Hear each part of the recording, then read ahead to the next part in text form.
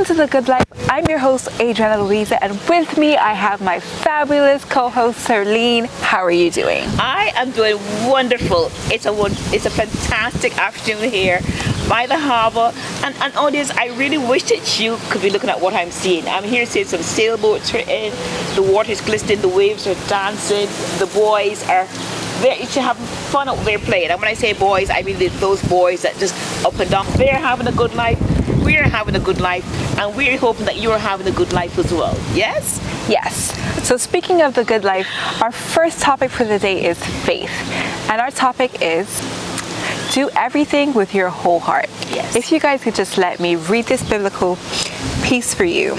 It's Colossians 3:23-24. It says, whatever you do, work at it with all your heart, as working for the Lord, not for human masters, since you know that you will receive an inheritance from the Lord as a reward.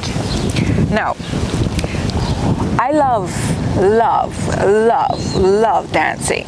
I love singing. Yes. I love when I was at school, I loved to do my schoolwork well so I could get good grades. I did everything I could with my whole heart. Dancing, singing, and I eat with my whole heart too. I best believe I do that. So Mom, what are a few things that you do with your whole heart? I actually love that, and I break it down even better, I think, in this way for myself by saying I give maximum effort to everything I do. It's like giving 100%. I have two speeds, audience, I told you before, 0 or 120. If I can't give my all, if I'm not all in, then I do prefer not to do it at all. So when we're saying here in the scripture, which God says that if you really want to do things excellently, then the important thing is you cannot have too many its. Because the more things you stretch yourself and try to do, then the quality tends to dissipate. So for me, I do maximum effort, but I'm very selective in what I do so I can do them well. Yes? Like she was saying, I'm currently reading a book called Master of One, and it's about really honing in and focusing on your talent and mastering it. This is what it means to do everything with your whole heart. An example that I can give you, a tip I can give you for that is to, when you do things with your whole heart, you're going to feel like you've achieved. Yes. You're going to feel satisfied. That's one tip for how you can live with your whole heart. Mom, can you give us another tip? Okay, well here's tip. And it's number part 2. of what the scripture was really saying. It talked about doing it willingly.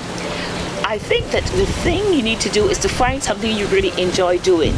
Yes, and when I say enjoy doing, I'm not talking that we're just out there for pleasure only. But if you have a job, if you have a profession, make sure there's something that you feel satisfied doing, because then you do it without anybody having to look over you. Like, I don't need a supervisor. I happen to have a supervisor, but I don't need one because I do what I have to do willingly. So those are the two things. You do it with maximum effort, but doing it willingly as well. Yes? Yes. Yes. So this time I want to talk to my mom to talk to you guys about this experience she had when she was speaking. And this is talking about using your hands while you're speaking. Can you give us that little story? Yes. Many years ago, I had the opportunity to have professional training in how to speak. And they brought in these guys from the UK, and they were doing this whole session, and they were training me on how to be a good presenter. And one gentleman said to me, he stopped to me in the middle of my presentation and said to me, you need to stop using your hands. You know, your hands can be very distracted. You need to keep your hands down and fold them like this and keep them close to your body.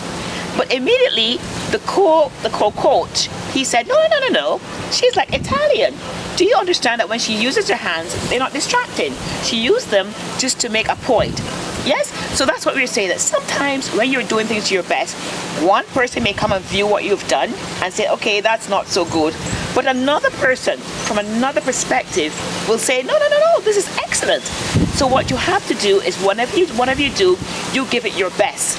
Some people will appreciate it, some might not. But trust me, 9 out of 10 times, you find that people really enjoy it. So you can see now I use my hands and I use them just to make points. And I've been complimented about that actually, instead of it being something that I need to refrain from doing. Yes, Adriana? Now she stole the words out of my lips, right? So that was going to be my next tip for you. But I have Yes. another tip for you. So when you're trying to do things with your whole heart, a good point is to try to write it down. Yes. Write it down and write about your progress all the way to completion. That's another way that you can definitely do things with your whole heart.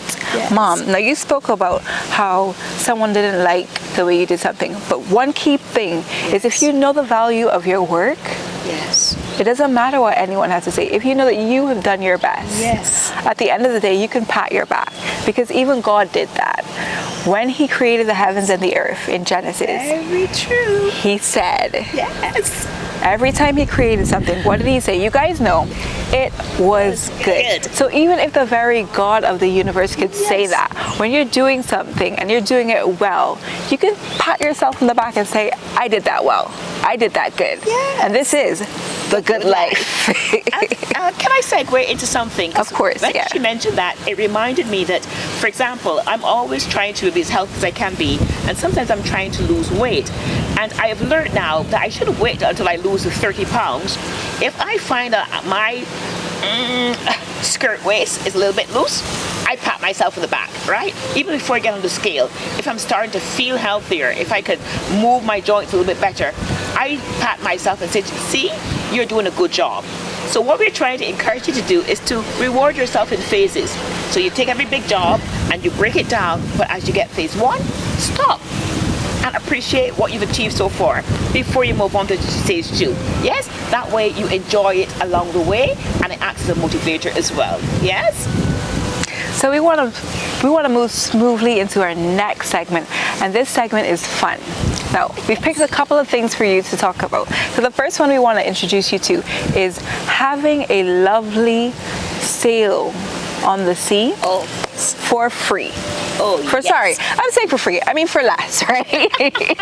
For less. So having a sail on the sea for less. And where can you do that, guys? Where do you think?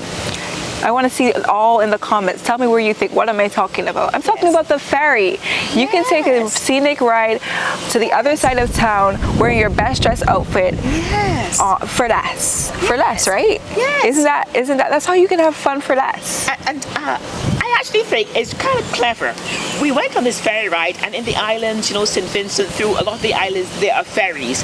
And we're encouraging you now to think about it this way, because we went on a ferry ride and we'll take you with us. But what we did, it was though we had our own personal captain. I pretended for that period of time I was on a yacht. There were about 6 other people who happened to be on my yacht with me. The breeze was in my face. You know, the lovely thing about it, I didn't have to pay the captain. I just gave him a little token which cost $5. The good life is about looking for the simple things and taking pleasure out of them. You don't need to own the boat to enjoy it. You don't need to own the ride to enjoy it. The ride should be enjoyed just because you are on it, and this is your life. So make it a Good life.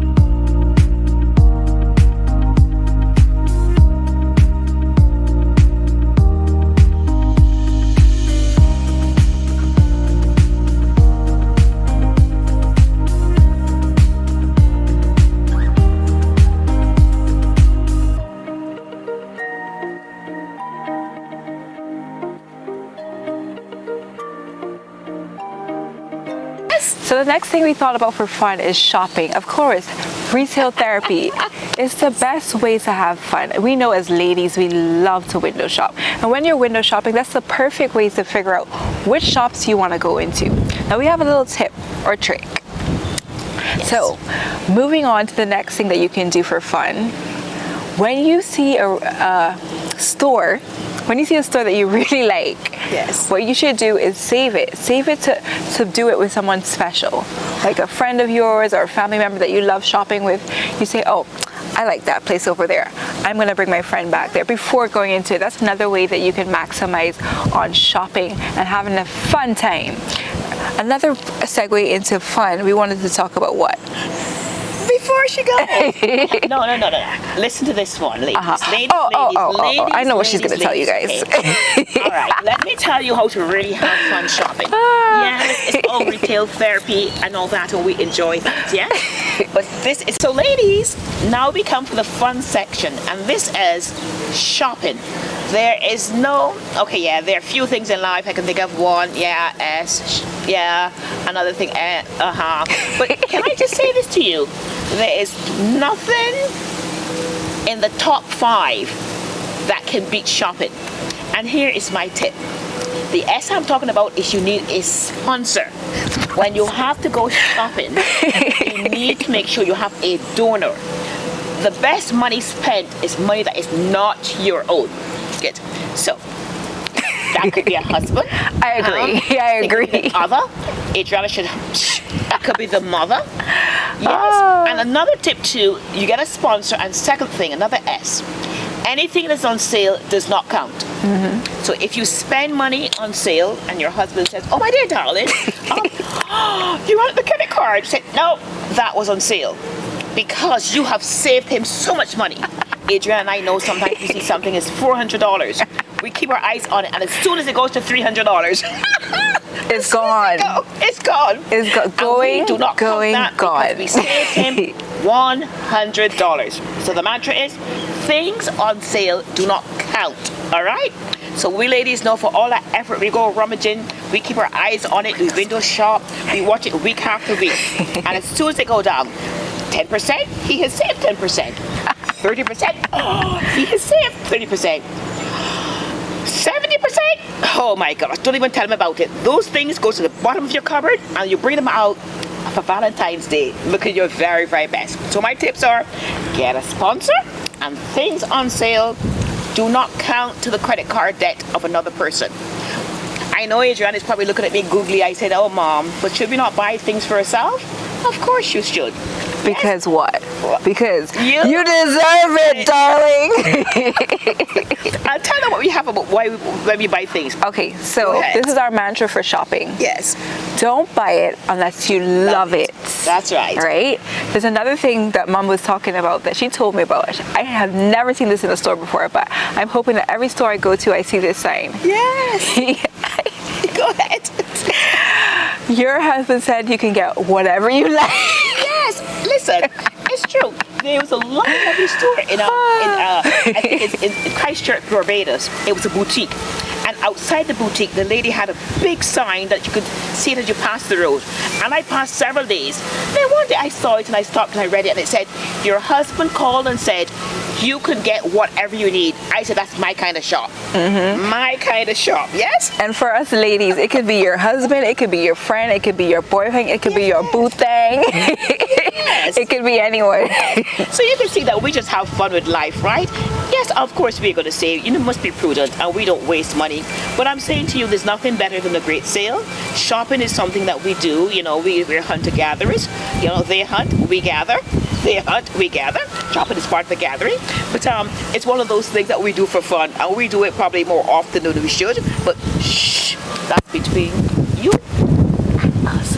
Shh. But the prescribed medication is that you should at least treat yourself once a month. That's right. That's right. Doctor's orders. Treat yourself one a month.